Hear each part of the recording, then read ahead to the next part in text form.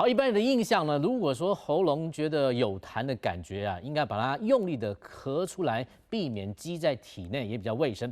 但现在医师却有可能颠覆的这个观念呢，就是说，其实有痰的时候未必要能够弹出来呢，因为这个如果用力的咳的话，会伤害到你的声带。真的吗？来看医师的说法。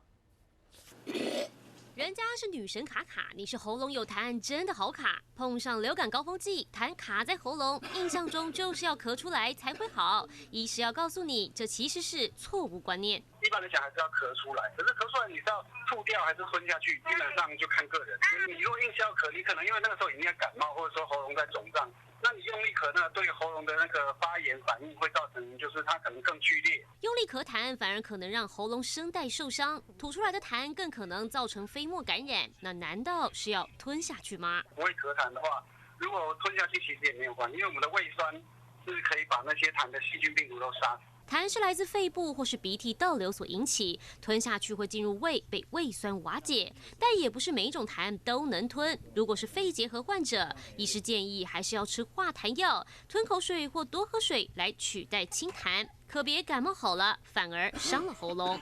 记者朱张浩源报道。